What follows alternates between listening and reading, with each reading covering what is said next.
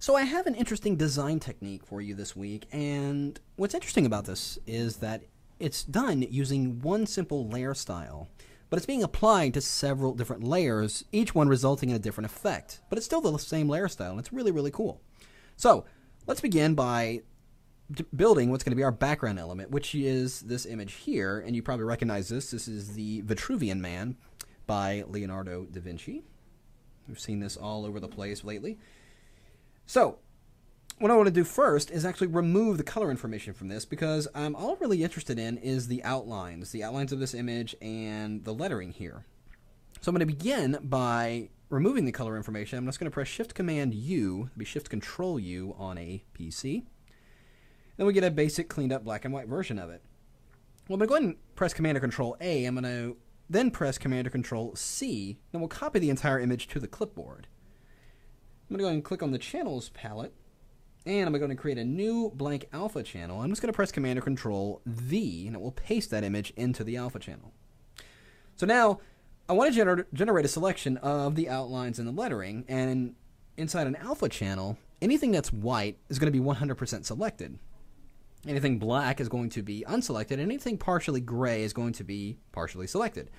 So I need to go ahead and invert the values of this image. So I'm going to press Command or Control I, and it will invert it. Now, a lot of this area is still very light and very gray, and I really just want the outlines for the most part. So I'm going to bring up my levels. I'm going to press Command or Control L. I'm going to sample, I'm going to grab the black eyedropper here, and just right up next to the head here, just this kind of dark gray area, I'm just going to click once. And it's going to give me a lot of the black area that I need right here. And I can also click and add areas to this. If I click over here, it'll remove a good portion of that area as well. So once that's done and everything, I think everything looks good, I'm going to go ahead and click OK. Then I'm going to work on this a little bit more. So got rid of a lot of the black area, or those gray, really dark gray areas, but I need to get rid of a little bit more. So this time I'm going to paint those areas in. So with my brush tool, painting with black, I'm just going to go in here and remove some of these areas. Now when I'm getting close to some areas that I want to remain white, I'm going to make sure that my brush is set to overlay, because this will only brush away areas that you initially click. So if I initially click in a dark black area, it's only going to paint away those same values. And conversely, if I set my brush to white and click once in a white area and just continue to paint without lifting my mouse, it's only going to paint in those similar tone areas. You can see the white areas are getting considerably brighter right here in the lettering as well.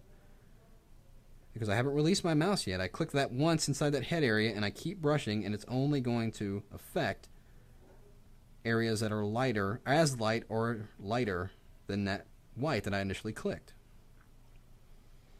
So I think that looks like it might be pretty good. So channel's all set in place. I'm going to go ahead and load this as a selection. I'm just going to hold down my Command or Control key and just click directly on that alpha channel icon. You can see it's loaded as a selection. Let's reactivate our composite channels, go back into layers, and create a new blank layer. And I'm just going to fill that selection with white. And since white is set as my foreground color, I'm just going to press Option Delete. That would be Alt Backspace on a PC. So that area is filled with white. Well, I'm going to go ahead and create a new document that I'm going to actually build the design in. And you can see right here, it's just a very small 7 by 5 1/4 at 100. You want to be wary of that, because if you're going to try this effect on a much higher res file, the settings for the layer styles and such might be a little bit different. So let's go back into this file here, and I'm just going to hold down my Shift key. I'm going to drag and drop that area, or that filled area, over to my working document. And let's zoom out here. I'm going to press Command or Control T to bring up Free Transform. And let's just scale this image in so it fits within our frame there. We'll zoom back in. And I'll just press Enter. So there's that effect as my background. It looks okay. It's just, you know, kind of white and looks kind of bleh. But we're going to enhance that a little bit more with a simple layer style. I'm going to double click on the layer to bring up the layer styles options. And we're going to activate Outer Glow. And of course, by default, it's going to use that off-white, yellow, nasty-ish color. Now, of course, here's where you can have a little bit of artistic license. I'm going to actually go with a blue color, just because it has a little bit more dramatic feel to it. And I'm going to bring that opacity all the way up to 100, and you can see it gives a little bit more glow. Now down here in the elements area, I'm going to increase the size, not too much. I'm going to go with about 10 pixels. Because if I go way too high, you can see that the effect just gets lost. I want it to be a very subtle glow. We'll keep it at about 10. Now if you wanted to, you could set the spread to a very low number just to increase that. And you can see if I go too high, it just makes it look ridiculous. But if I go with like 1, it's not quite as bad. So there's a before and after. I mean, you can see that one layer style, look at the difference it makes. Makes it that much more interesting. So I'm going to go ahead and hit OK. So we've got that background. Everything's created. Let's duplicate this layer. And it's going to enhance that effect a little bit more. And if you like that enhance look a little bit, go ahead and keep it. But I need a duplicate to actually apply an effect to. So I'm actually going to make a third. I really like the way these two layers interact and give me a really much brighter glow. But I'm going to go ahead and make a third duplicate. And this time I'm going to run a filter on it. I'm going to go under Filter, go to Blur, Radial Blur. And we're going to set the amount to 100 and the blur method to zoom. So we get a nice blurring zoom effect. But if you go in here in the blur center, you can actually move this target around and pinpoint where you want the blur to center at, where the center point, where it's converging to. And I actually want it to converge right around the head area here, so which I can assume, and this is a drawback, it doesn't have a live preview, you just kind of guess at it. I'm just going to position it right about there. We'll click OK and see what we got. So it actually looks pretty good. So I'm going to enhance that effect a little bit more by pressing Command or Control F, and it reapplies the same filter. In fact, I'll do that a couple times. And you can see it's giving me a really cool, just kind of a really interesting light effect. And I can intensify that just like I did earlier by duplicating the layer. You can see how really cool that looks. So let's take it a bit further. I'm going to go over here and put some text in. And I'm just going to click once and we'll just type in Davinci.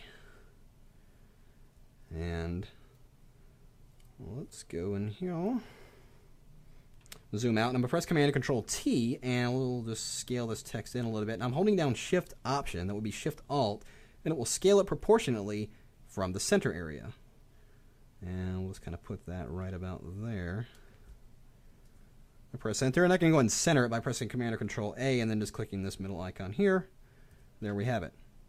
So now, as I mentioned, we're going to be applying the layer style, the same layer style to all the layers. So all I got to do here is over in my layers panel, here's the effect icon on here.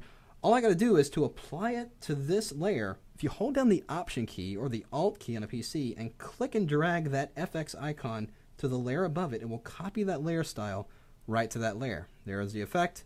All looks good. So it's a quick and easy way of copying layer styles to other layers. You can even do this between documents. If you've got an active document on one file, you can drag and drop a layer style and it will apply it to it. So let's add one last element here. I'm going to go and create a new blank layer, and we're going to get our gradient tool, painting with white as the foreground, using the foreground to transparent gradient, which is the second one right here, and set the mode of the gradient tool to dissolve, which is the second item right here. Then, from the middle of the eye here, I'm just going to hold down my Shift key and just draw a gradient out, just like that. And again, it is from the last time I used it, but just make sure you're using the radial gradient, not the linear, so it gives you a rounded gradient there. And, as we did before, let's Option or Alt key and drag that effect icon onto there. It applies that glow. I'm going to go into the Filter menu and go to Blur, Motion Blur, and it will give me a really cool motion blur effect. I'm going with the angle at 0, so it's left to right, and then a distance of 100, so it gives me that little bit of noise in there. Click OK. I'm going to press Command or Control T, and I'm just going to scale that. I'm going to hold down my Option key, that would be the Alt key, and just scale this down so it's a little bit more in with the size of the text. Press Enter, and there you have it. Pretty cool Davinci. Ooh, zoomed out. Really cool Davinci effect. All created from just a few graphics and all with one layer style. And you can see that layer style applied to each individual layer results in a very different effect because of the pixels it's being applied to.